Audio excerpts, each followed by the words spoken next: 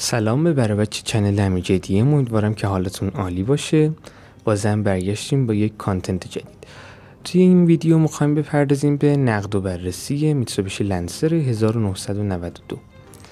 قبل از اینکه بپردازیم به ویدیو، ممنون میشم که چنل رو سابسکرایب کنید، زنگوله بغلش رو هم روی حالت آل قرار بدید و حتما کامنت بگذارید. این در واقع دومین نسل از میتسوبیشی لنسر بود که در سال 1991 طراحی شد. لنسر از گذشته تا به حال از محبوبیت خوبی برخوردار بوده و نمونه های مدل پایین اون هم هنوز برای فروش طرفداران خودش رو داره. اغلب این ماشین رو با مدل خیلی قوی تر از اون یعنی ایوو اشتباه میگیرن که اون هم به دلیل وجود بادی کیت های دستسازه که روی این خودرو نصب میشن. این مدل از لنسر با نسخه ایوو هم عرضه شد که تنها مدل های اقتصادی اون یعنی GL و GLX به ایران اومد. وجود نسخه ایوو در ایران دور از انتظار نیست.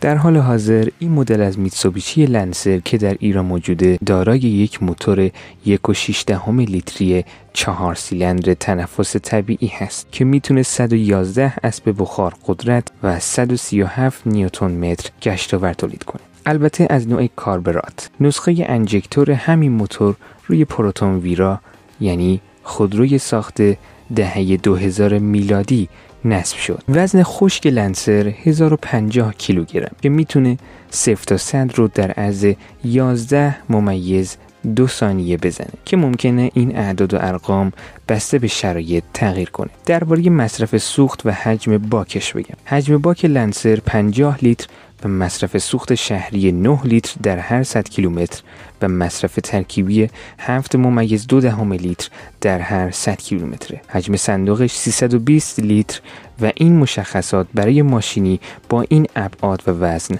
مناسبه و در نوع خودش خوبه. سواری ماشین‌های ژاپنی گویای همه چیز هست و این قضیه اثبات شده است. قطعاً سواری بهتری نسبت به خودروهای ایرانی داره. از امکانات داخلی لنسر هم میشه تقریباً به تمام امکانات داخلی که خودروهای ایرانی دارن اشاره کرد. بیشک این ماشین جزو ماشین‌هایی هست که برای استفاده روزمره مثل دانشجوها و کسایی که دنبال ماشین قابل ارتقا میگردن مناسبه. خیلی خوب، امیدوارم که از ویدیو لذت برده باشید. حتما نظراتتون رو برام کامنت کنید و تا ویدیوی بعدی فعلا.